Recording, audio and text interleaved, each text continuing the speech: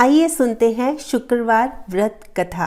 पौराणिक कथा के अनुसार एक बुढ़िया के 7 बेटे थे।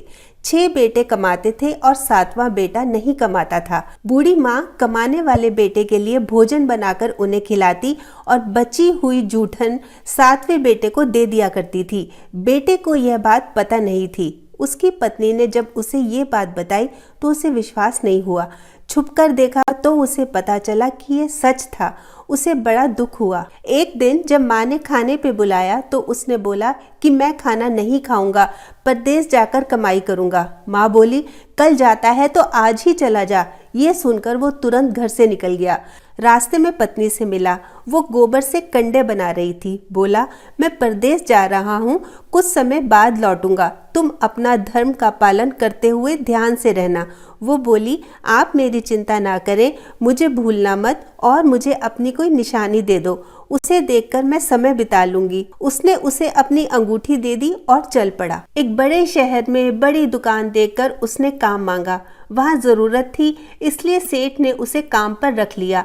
उसने दिन रात मेहनत की और सेठ उसे तरक्की देता गया।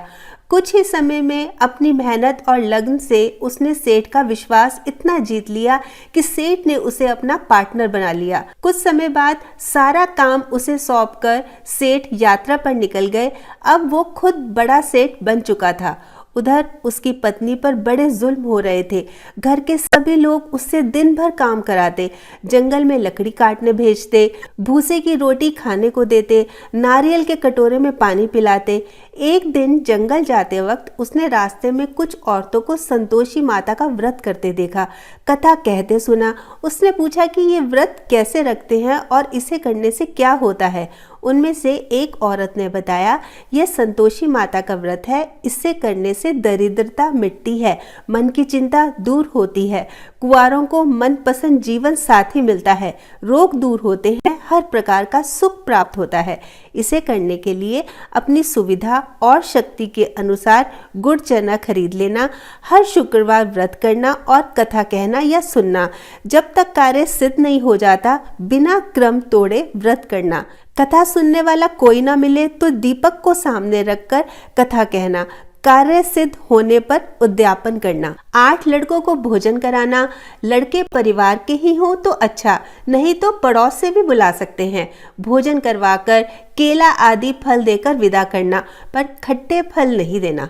उस दिन घर में कोई खटाई ना खाए।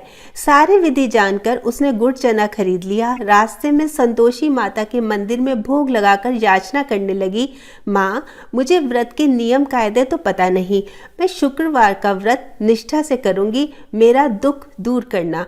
एक शुक्रवार बीता। दूसरे शुक्रवार को पति का पत्र आया और तीसरे शुक्रवार पति के भेजे रुपए भी आ गए, परंतु सब घर वाले ताना मारने से नहीं चूकते। दुखी होकर माता के मंदिर में प्रार्थना करने लगी, माँ, मुझे पैसा नहीं चाहिए, मुझे अपने स्वामी के दर्शन करने हैं। माँ ने उसे आशीर्वाद देकर कहा, तेरा पति जल्दी आएगा। यह सुनकर वो बहुत खुश हुई। उधर परदेश में उसके पति के पास बिल्कुल समय नहीं था, दिन भर व्यस्त रहता था। माँ संतोषी ने उसको सपने में आकर बताया, उसकी पत्नी बहुत दुखी है, उसे उसके पास जाना चाहिए। उसे पत्नी की चिंता होने लगी। दुकान बेचकर पत्नी के लिए कपड़े, गहने और ढेर सारा पैसा लेकर रवाना हो गया। बहू जंगल से लकड़ी काटकर लौट रही थी, तब उसने धूल का गुबार उड़ते देखा। माता ने उसे बताया कि उसका पति आ रहा है, वो घर माँ के पास जा रहा है, इसलिए वो भी घर जाए और चौक में लकड़ी का गट्ठर डालकर आवाज लगाए, लो सासू जी, लकड़ी का गट्ठर, भूसे की रोटी दो, नारियल के खोले में पानी दो, आज कौन मेहमान आया है। उसने ऐसा ही किया। आवाज सुनकर उसका पति बाहर आया और अंगूठी देखकर व्याकुलता के साथ माँ से पूछा, ये कौन है। माँ बोली, ये तेरी बहू है, दिन भर घूमती रहती है, भूख लगे तो यहाँ आकर खाना खा लेती है, काम कुछ करती नहीं, तुझे दिखाने के लिए नाटक कर रही है। उसे विश्वास नहीं हुआ और माँ से चाबी लेकर ऊपर वाली मंजिल के कमरे में अपनी पत्नी के साथ चला गया। कमरे को महंगे सामान से सजाकर महल जैसा बना दिया और दोनों सुख से रहने लगे। बहू ने अपने पति से कहा, मुझे माता का उद्यापन करना है। पति ने स्वीकृति दे दी और वो खुशी से माता के उद्यापन की तैयारी करने लगी। जेठानी के बच्चों को खाने का न्योता दिया। उनका उद्यापन बिगाड़ने के लिए जेठानी ने बच्चों से कहा कि तुम खटाई मांगना। बच्चों ने वैसा ही किया, पर उसने खटाई देने से मना कर दिया तो बच्चों ने पैसे मांगे तो उसने दे दिए।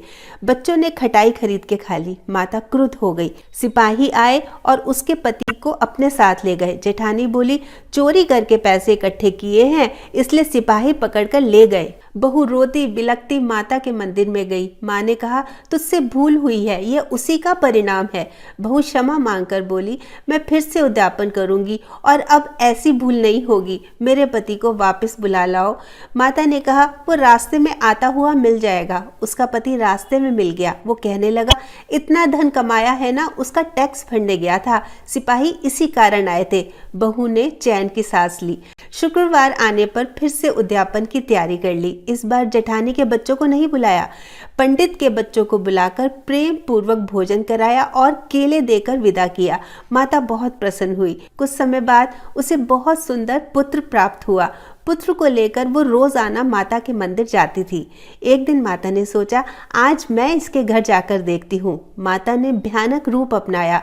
गुड़ और चने से सना मुंह, सूंड जैसे होठ जिन पर मक्खियां भिन भिना रही थी। दहलीज पर पांव रखते ही उसकी सास चिल्लाने लगी, अरे देखो, कोई चुड़ैल आ गई, इसे भगाओ नहीं तो किसी को खा जाएगी। घर के सब लोग डर गए और चिल्लाने लगे।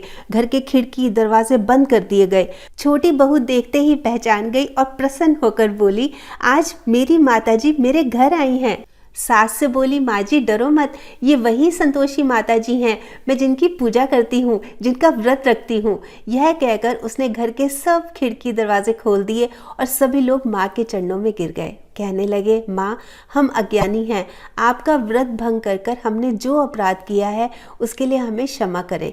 माँ ने सभी को क्षमा करके कुशल मंगल का आशीर्वाद दिया और प्रेम पूर्वक रहने की सीख दी।